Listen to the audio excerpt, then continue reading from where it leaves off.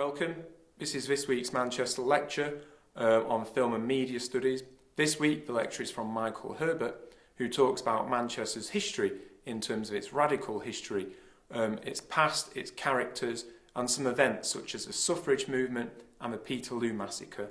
The clip following on from this is a clip Michael gave as an overview of his lecture for about 5 minutes. Additionally, you'll find on SoundCloud and a number of other links an audio file of this lecture.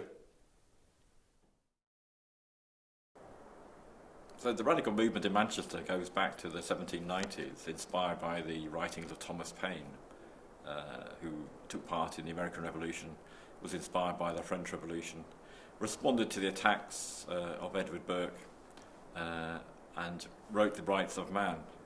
This led to the growth of radical societies in London and Manchester.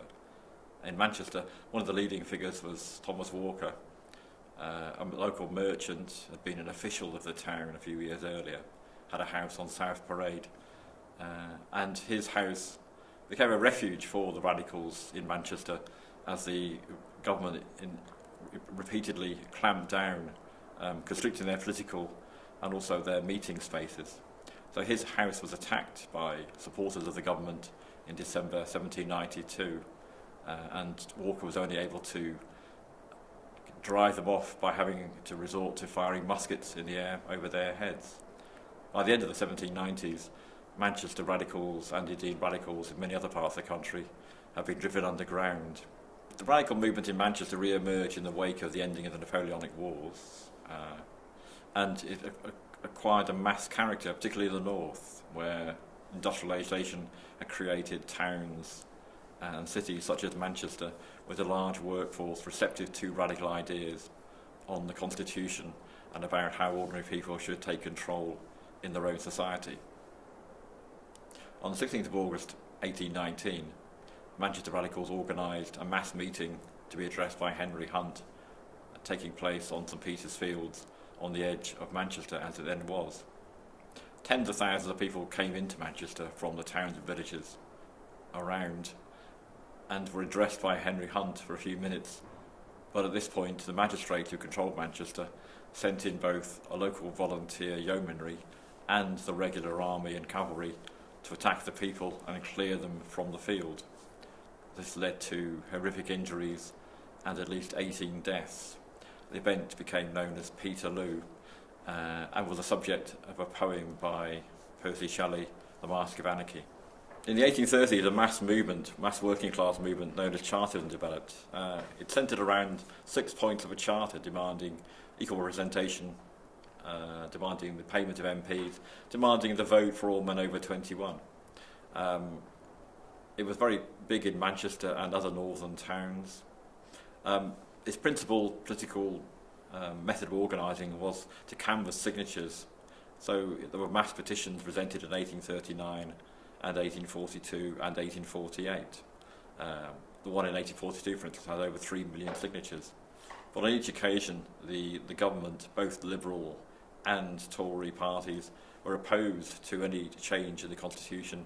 They resisted Chartism, both by refusing to acknowledge the rights set out in the petitions, but also deployed troops and mass arrests at various points to try and behead the Chartist movement. Many of the Chartist leaders, such as Fergus O'Connor, ended up in jail at various points.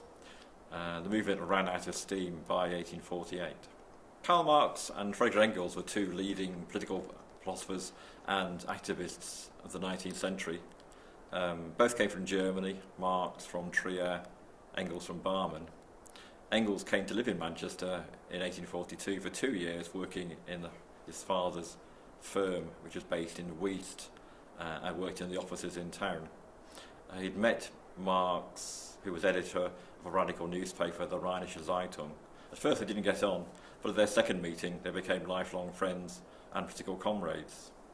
Both men took part in the revolutions of 1848 in Germany and Austria, but were forced, with the defeat of those revolutions, to come to England. Engels came back to Manchester in 1850 and worked for 20 years in the family firm Ermine and Engels, and used the money to send to Marx, who was living in London, to allow Marx time to pursue his writings and researches, which led eventually to the writing of the book Capital. Engels led a double life in Manchester, had an official business life, go to hunting, belonged to a number of German clubs, but also had a secret life in Manchester, living with two German sisters, two Irish sisters, Mary and Lizzie Burns, but took pains to conceal his life, his political life and personal life from his business friends. When he retired from work, Engels went to London, and he and Marx were unable to meet every day. Marx died in 1883, Engels died in 1895, and had his ashes scattered at sea off Beachy Head. So Manchester was a strong centre for the campaign for women's rights, which developed from the 1860s onwards. One of the leading figures in the 1860s was Lydia Becker. Came from originally a German family that had made money in the cotton industry, and from 1867 onwards devoted herself full-time to campaigning for women's rights, developed a national organisation. She edited the Women's Suffrage Journal, wore herself out really with her campaigning, and died in 1890. The baton was then taken up by Esther Roper, who was a graduate from Manchester University, came from a sort of fairly working class family, and she took the campaign in a different direction. She reached out to the cotton workers, the women cotton workers, the weavers, who earned their own income, and were receptive to ideas that as workers they should also have political rights. Esther was able to link up with other women who had experience in the trade union and cooperative movement, such as Sarah Reddish and Ada Neild, and use their skills and organising abilities to take the campaigns out of the drawing rooms of the middle class onto the cobbled streets of Lancashire. They canvassed amongst mill workers for petitioning, took petitions to London, and began to organise a sort of campaign to persuade trade unions and the emerging Labour Party to take women's rights seriously. They used tactics such as marches, petitions, standing outside election offices on general election days. And also there was a mass pilgrimage in 1913 organised by the National Union of Women's Suffrage Societies. Women marched all the way from Carlisle to London and held a mass meeting in Hyde Park on the 26th of July. The campaign was suspended at the beginning of the First World War, but was pursued still through pressure groups, and resulted finally in 1918 in women achieving the vote at the age of 30, and in 1928 women obtained the vote on the same terms as men at 21.